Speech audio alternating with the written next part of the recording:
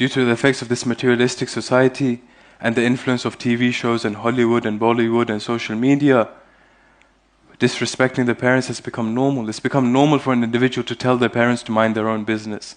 It's become normal for an individual to answer back to their parents. It's become normal for an individual to ignore the presence of their parents. The parents are sitting on one side and we're busy on our mobile phones and our laptops and our devices.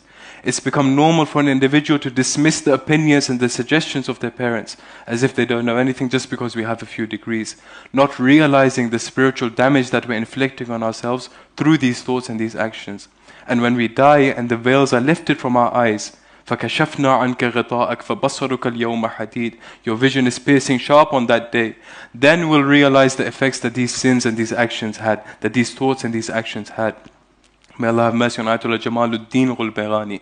Ayatollah Jamaluddin Ghulbayrani was from our greats, a great arif, a great faqih, a great mujtahid.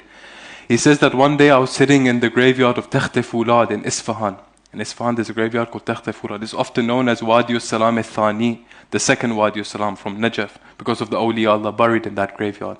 He says I was sitting there and the people brought in the body and the mayyat of a youth. And there were many people participating. And I could see that pious individuals are present in this funeral. So I said to myself that this isn't a normal youth. And they came to me and they asked me, Agha, you're here, can you come and help in the burial procedure, in the burial rites? So I said, sure. We lowered the body in the grave. I myself entered into the grave. And he said, I started to recite the talqeen. As soon as I got to the point of saying, Afahimta, do you understand? I heard the youth say no from the barzakhi realm. So I was shocked at this. I said, what is this?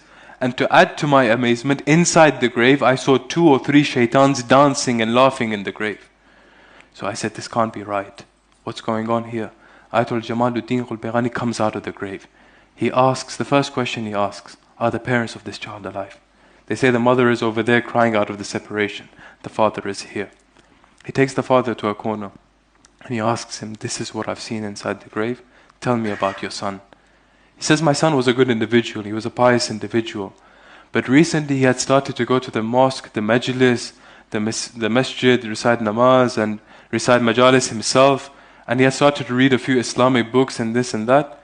And because of this, a little bit of arrogance had entered into his heart. And whenever I would suggest something to him or give him an opinion, he'd tell me, what do you know? You don't know anything. And this really broke my heart. Ayatollah Jamaluddin Ghulbayrani says, this is it. Forgive your son. He says, I've forgiven my son. He says, no, say it with your tongue that you've forgiven him. The father says it with his tongue. Ayatollah Jamaluddin Ghulbayrani enters into the grave again. And he says that this time, as soon as I got to the point of saying, Afahimta, I saw that there was a smile on his face. And a little while later, I saw Amirul Mu'mineen Ali ibn Abi Talib. And I saw Amirul Mu'mineen Ali ibn Abi Talib and the close angels of Allah subhanahu wa ta'ala enter into the grave. And the Imam told me, from this point onwards, this youth is with me. This small mistake, we do things much worse than this. Much worse than this. Imagine what our end. Imagine if Ayatollah Jamaluddin Ghulbayrani was not there.